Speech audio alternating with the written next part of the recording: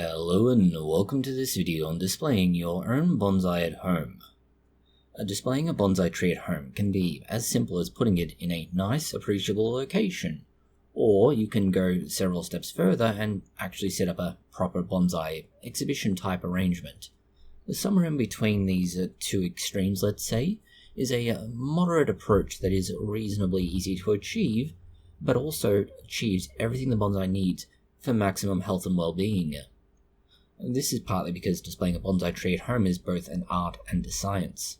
You need to blend the aesthetic principles of bonsai display with practical care. This not only highlights the tree's beauty, but it ensures health, and it's this latter part that often gets overlooked in many cases.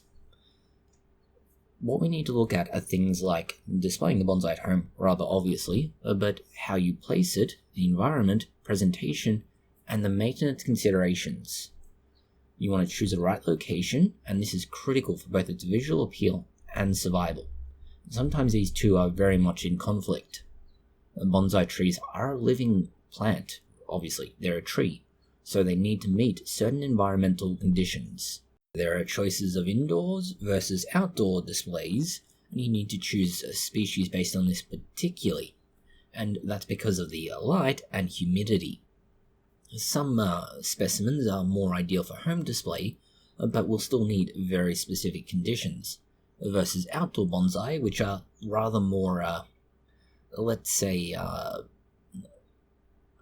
flexible in their survivability, but can be displayed indoors temporarily. So, first of all, we have the key environmental factors. Most bonsai require bright, indirect light. Indoors, bonsai will need to face south or face east if you're in the northern hemisphere, or face north and east if you're in the southern hemisphere, with some filtered light. Outdoor bonsai need 4 to 6 hours of direct light daily. Now, you can make do with this by, say, putting them under a large tree, but that isn't always the let's say, option, particularly if they're indoors. If you're doing an indoor exhibition, a grow light would be very helpful, giving somewhere in the range of the full spectrum of light, 5 to 6,500 K, for 12 to 16 hours a day. Temperature is another consideration. You want somewhere that's got a stable temperature suited to the bonsai species. You want to avoid placing the tree near heat sources, particularly if you're indoors, so for example a radiator, heater, vents and so on, or near something solid like say a brick wall, a steel barrier, fence, things like this.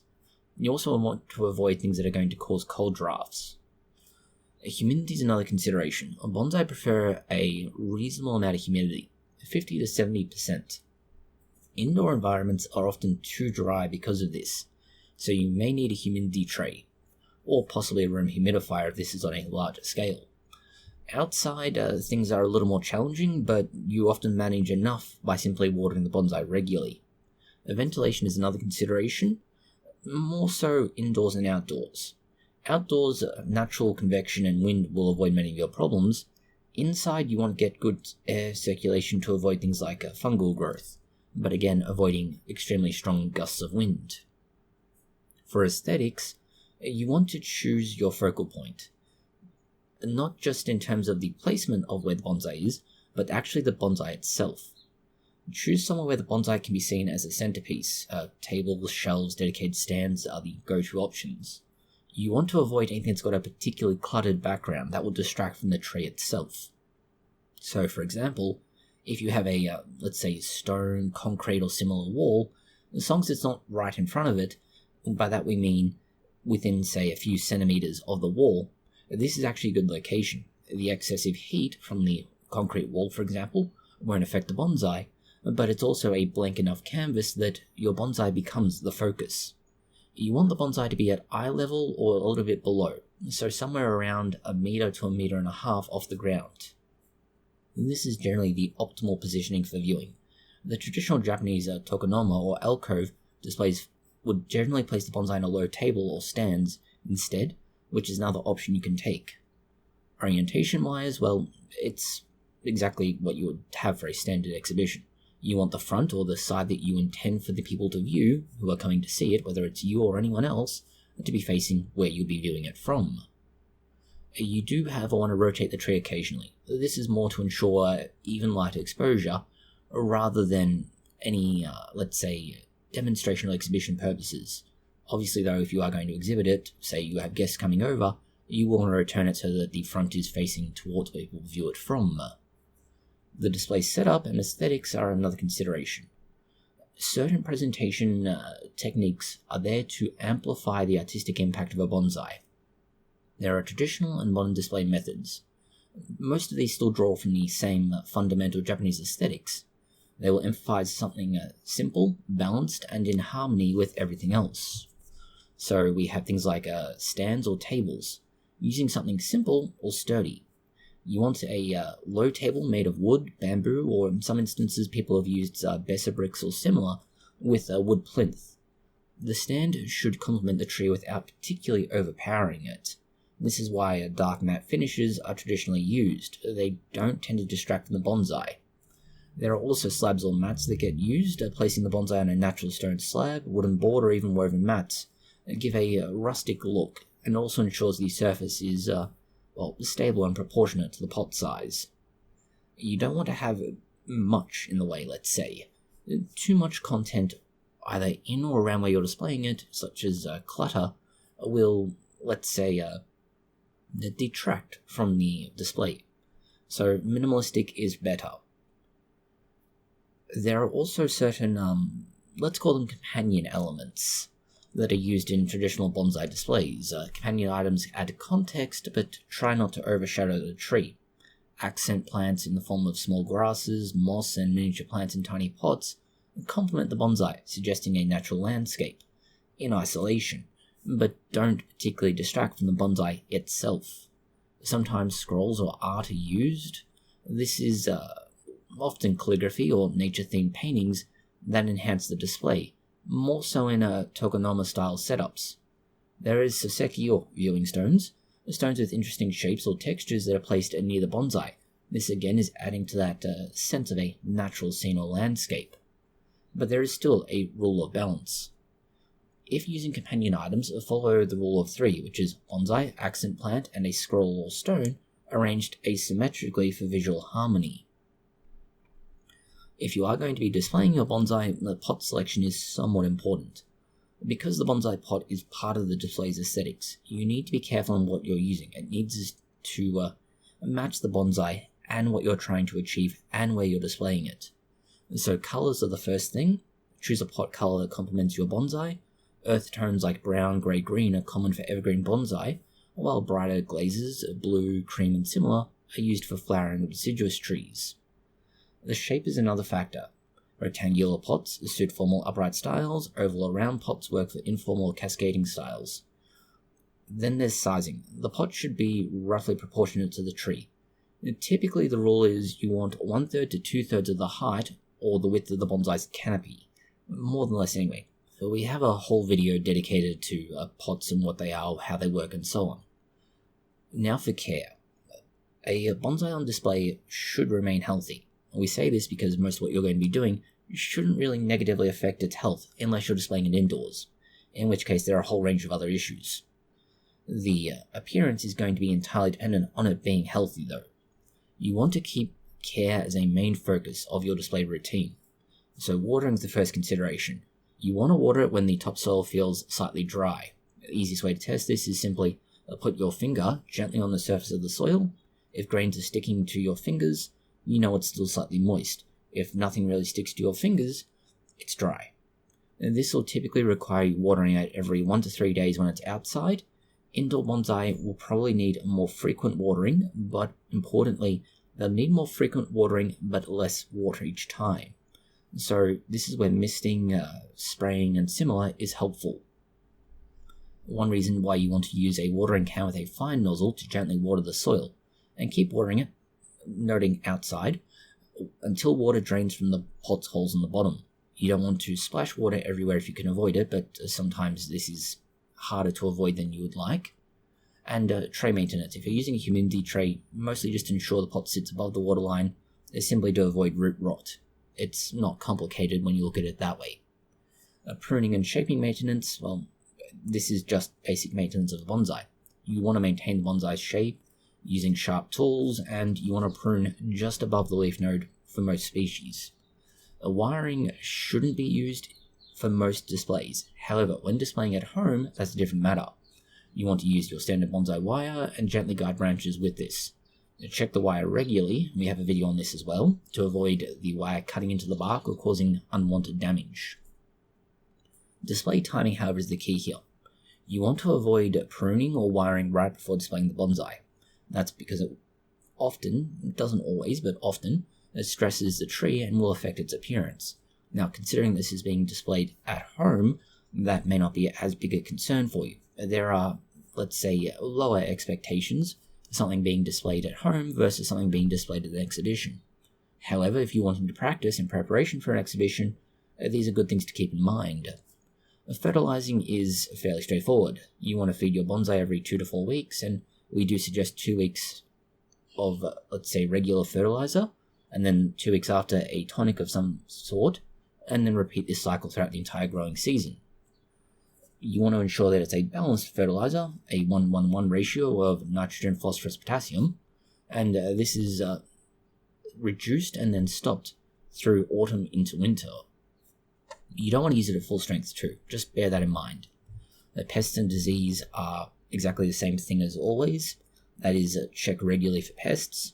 If you're particularly concerned, as often as weekly, although bi-weekly is often good enough. Aphids and mites are basically your biggest concerns. These are easy to spot if you keep an eye out and easily dealt with. Indoor bonsai are prone to spider mites versus aphids. Outside bonsai tend to get aphids over spider mites. And the treatments are easy and they tend not to have any overly negative effects on your bonsai, as long as you aren't going and dousing your tree in whatever your particular pesticide is. At that point in time, it's not so much the pesticide that's causing harm, it's just the sheer volume of what you're using. There are seasonal and temporary displays of your bonsai at home, and this is more to tailor your bonsai or your bonsai exhibition at home to the season. For example, if you're looking at, say, summer displays where you often have vibrant green foliage and sometimes you'll have flowers, azaleas are particularly prone for this. Or you can go with the winter display where you have a bare tree just showing the branches. Outdoor bonsai can be brought indoors briefly to showcase this, particularly in early spring for, say, new growth or flowering species. In fall, you might want to look at, say, deciduous bonsai instead, maples with their rather colourful leaves. Winter is when you typically use evergreen bonsai, mostly to show off again either those leafy green masses that give a, let's say, sensation of it still being a nice living time of year versus cold, dead winter. Or you can bring inside the bare tree to look at the simple, let's say, emptiness of the tree. Rotate different bonsai through your display regularly, not just to reflect these seasonal changes, but to keep your setup fresh and to ensure no tree stays inside for too long. This is why the exhibition inside is temporary. For special occasions, you can even create tokonoma-style displays with a bonsai squirrel and accent plant. You want to keep the display up for no more than 1 to 2 days if you are going to do this though, particularly if it's an outdoor bonsai species. Outdoor bonsai do not like being indoors.